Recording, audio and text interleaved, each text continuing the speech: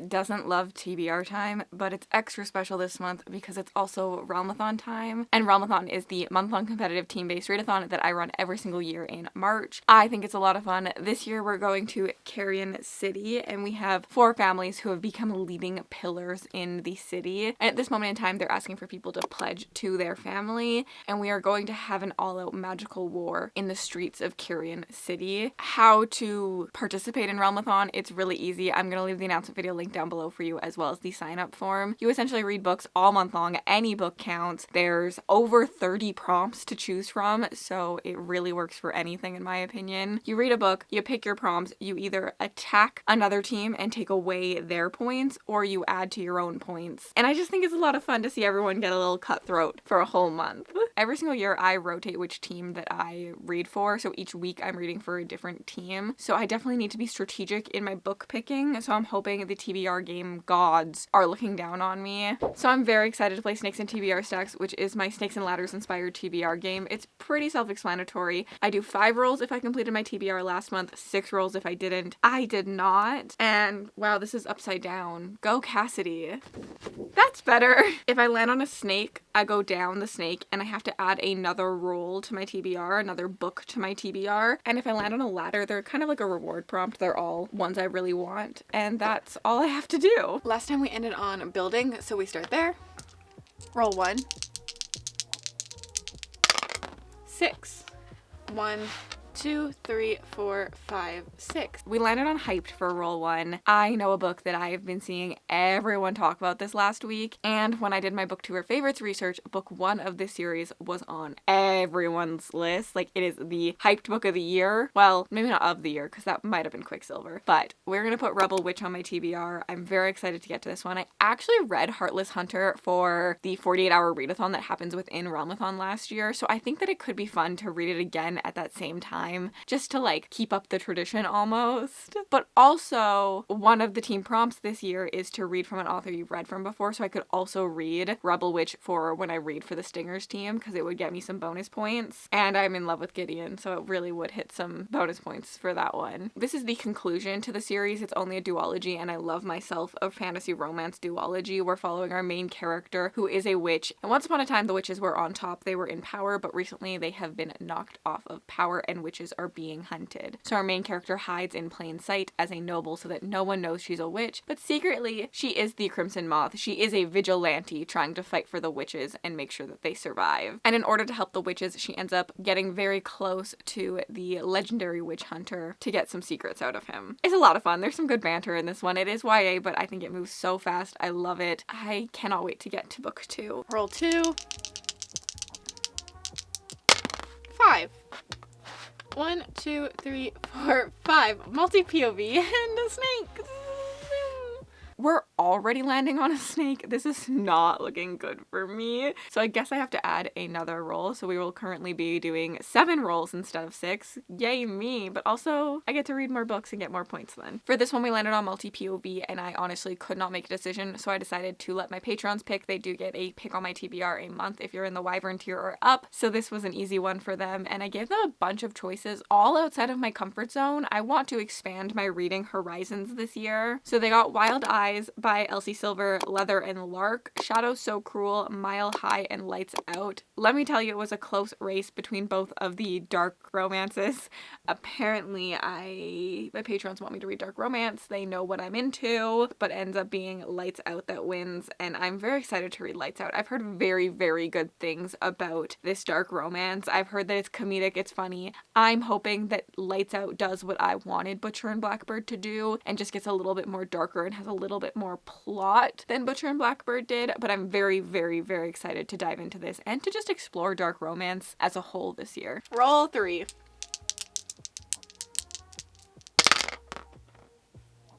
7.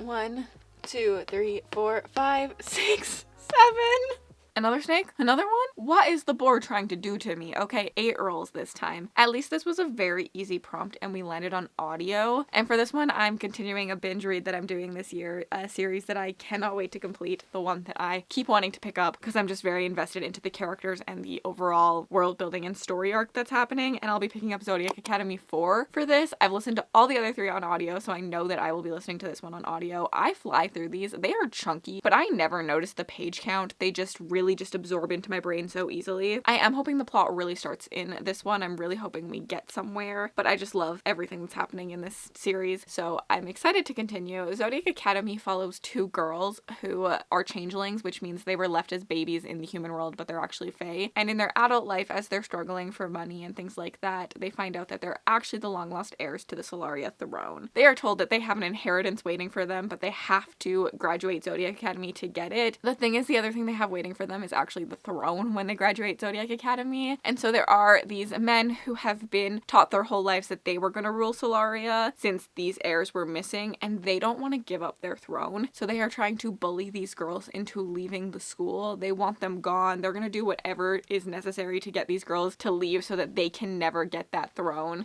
And in my opinion, the boys are soft inside. They have a reason for doing it, and I've really eaten this up. I did not realize how much I would love a bully romance until I read this, and I think it's my thing. I see love. My love language is bullying me, apparently.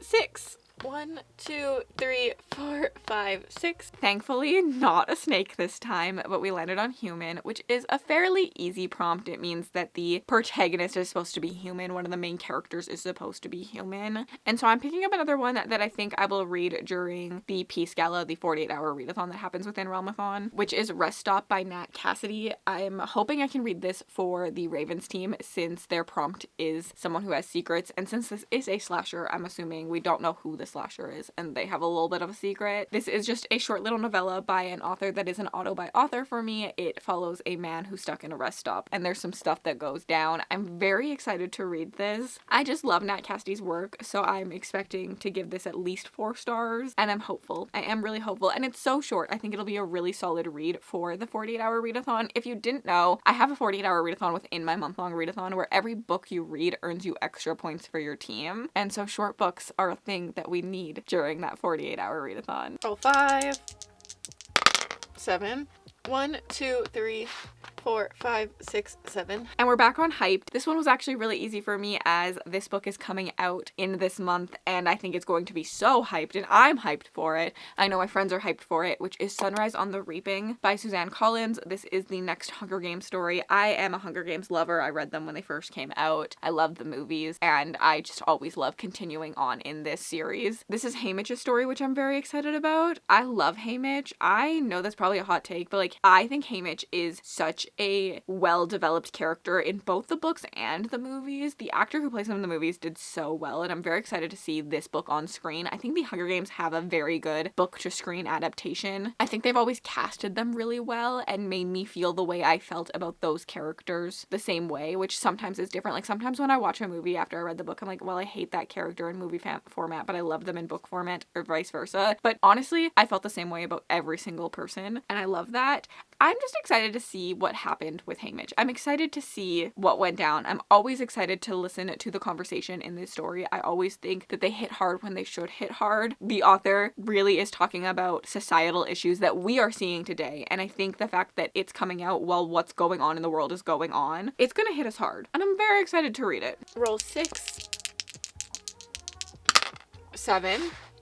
1, 2, 3, 4, 5, 6, 7. Next up, we have Blue Green Cover. This one is going to have a book that I put on my last month TBR that I did not get to. Feral Blood by Eva Chase. This is the second book in the Bound to the Fae series. It's a Why Choose series, and I really need to get going on Eva Chase's backlist. I have been slacking at reading them considering I want to read a lot of her backlist this year, and I'm just excited to read this one. I read book 1 in one sitting. Although it looks chunkier in book format, the audio is quite short, so I will probably be able to read it and something else. Wow, it's only It's actually longer than I thought it was going to be. This follows our main character who is rescued from being a prisoner by these wolf shifters. But the thing is, they also keep her prisoner because they realize there's something special about her, but they treat her a lot better than the last people that had her prisoner do, and she slowly starts to fall in love with them. It's a why choose. It's fun. It's nothing like perfect. Like, this is not a well-developed depth, like you're going to be wanting to live, breathe these characters, this world building, this plot. This is just like a fun time read, and I don't think that's an insult. A lot of people take that as an insult, but I want both of those things in my stories. I'm okay with having a variation in stories. Some stories I want to break me unconditionally, and some I just want to giggle at, and this falls into the latter category for me. Roll 7,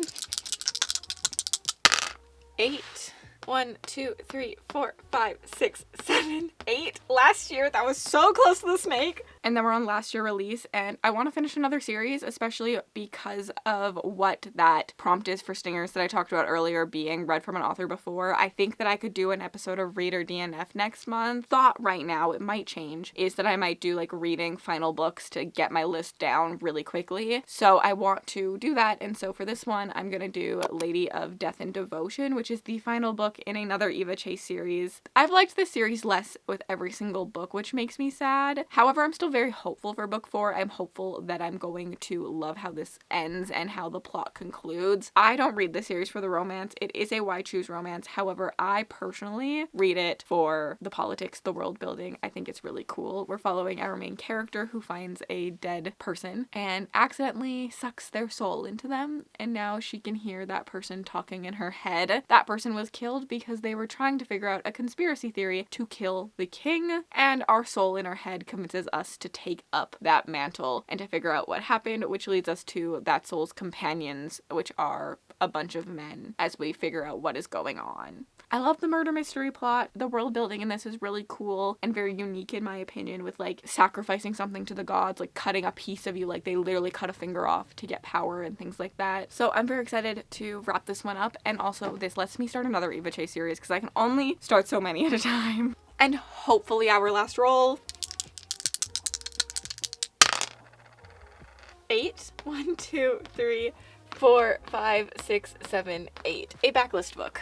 And lastly, we ended on backlist, which is always an easy prompt. This means that it came out 2 years ago because I have a new release, last year release, and a backlist release on this list. And another final book for me is As Good as Dead. I read the second book in this series last month and had a really fun time. It's a quick read for me. It's something different. It's a bit of a palate cleanser. And I just overall enjoyed it. I think I have fun. It gives me Pretty Little Liars vibes. I love the murder mystery. This follows our main character who decides to do her school project on an old cold case, but she ends up figuring out exactly what happened because the police did not catch what actually went down, and she's smarter than them. Book 2 was a new mystery that she did, and I'm excited to see what book 3 has in store. I know book 3 is hit or miss for people. Like, people love it or hate it, and I'm excited to see where I fall on that. The last thing I need to talk to you about is mine and Mel's book club pick this month. We run a book club together over on Patreon called the Not So Indie Archive, and we currently have voting open, at least at the time of me filming this, for our next pick. It's been a close call. They are battling each other for the win. We put up Ruthless Creatures, which is a mafia romance, Mile High, which is a sports romance, and Done and Dusted, which is a cowboy romance for us to read this month. We wanted a palate cleanser. I'm really in the mood to try some things currently. Ruthless Creatures and Done and Dusted are battling it out for first place, so currently I don't know which one we are reading in March, but we will be reading one of those. This is open to my 2 top tiers, as well as some of Mel's tiers, so you can access it if you're in either of our Patreons, which are always linked in the description bar of our videos. I was hoping for Mile High, so it's really interesting how little that has. I really want to try a sports romance, so I might still get to it, but I'm also very excited for either of the other 2, so that's exciting still. If you have any ideas for themes for each reading week for Realmathon, please let me know down below. I've always kind of had a theme in mind for each weekly vlog every year, and I'm struggling a little bit on some of them. Besides Reader DNF, I don't know what else I'm doing, so please give me some suggestions down below. I'll leave the announcement video for Realmathon on the screen for you to check out. It's a lot of fun. It's very community driven, and the Discord is always fun to chat with everyone in, so please think about joining. And if you just want to leave an emoji just to say you were here, leave me with an airplane emoji, and have yourselves an absolutely remarkable day.